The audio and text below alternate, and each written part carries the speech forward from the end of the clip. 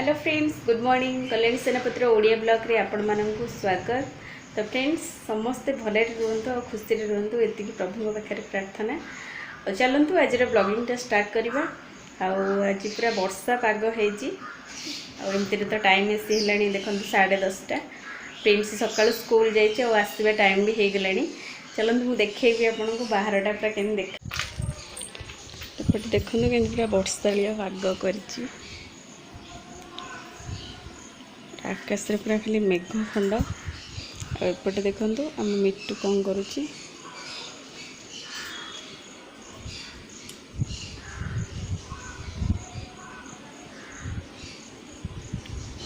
तो फ्रेंड्स, काली राति तो एपटे वर्षा एमती पूरा लगिक रही।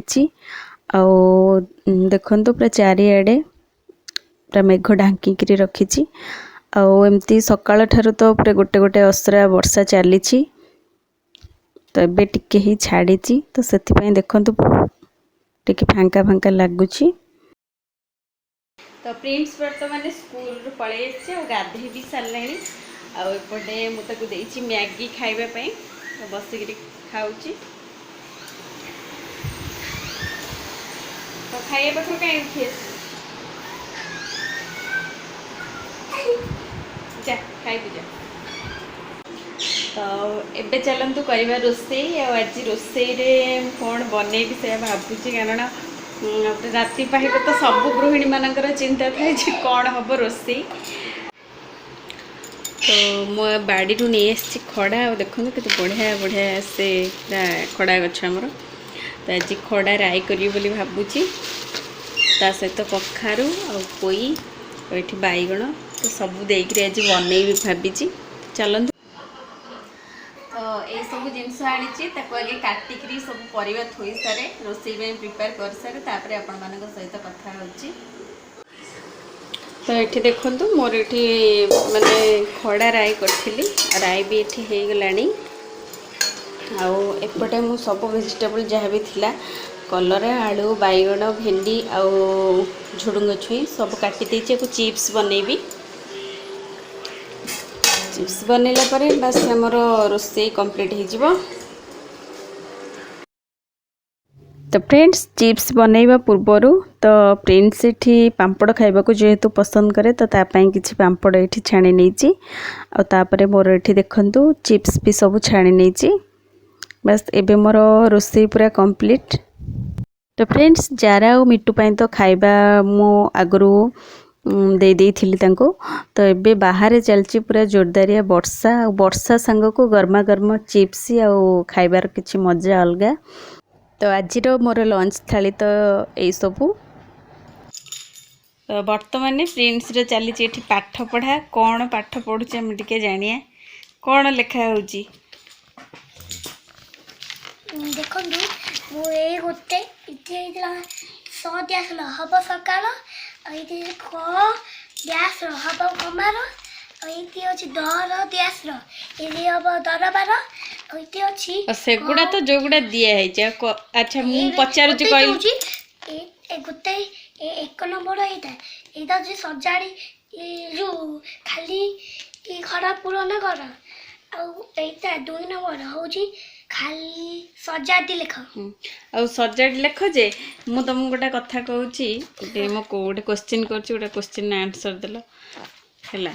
हर्षोकार लगे 2टा शब्द कहल। आलू लड्डू आकार लगे 2टा शब्द आकार। हाँ सात भात लात किसी है कि आकार तुम कहल 2टा शब्द हम थी। हाँ एटा ओडिया कॉपी। एटा हो ओडिया कॉपी। ओडिया कॉपी एटा हमको पढ़ाउछन सर ताको नाम छी जीतू सर। तो फ्रेंड्स, प्रिंस एठी बसिची किछि होमवर्क करबा पई। आउ तार गप तो स्टार्ट हो गला, कारण स्कूल जीवा ठारू फेरिबा पर्यंत स्कूल जहाँ सब होइथिबो जहाँ सांग माने कहिथिबे तो सब किछि से तार गप सारिबो। तो तार तो एमती पाठपढ़ा संग गप चलती तो पाखापाखि टाइम हो जाता 5टा 5:30 टाइम। तो जेहरे तो बाहर वर्षा जोर से हो तो मुझे भाविली किसी स्नैक्स आइटम बनैबा छणाछणी बोलिकी तो भल लगे टिके।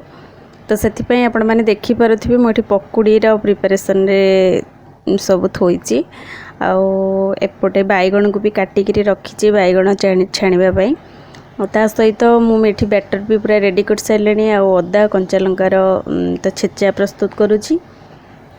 तो बस ये बैगण छाणवाई मुझे बैटर भी गोलिकी रखीदे एपटे आमर तेल भी पूरा कढ़ई रे दे देइछि गरम होगापाई।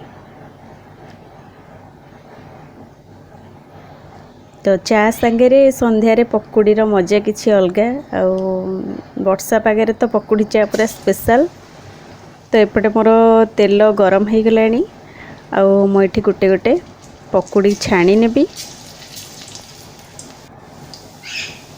तो फ्रेंड्स देखंतु ये पकुड़ी मोर बहुत बढ़िया कलर आसी सहित भी ये माने बहुत क्रिस्पी भी होइछि।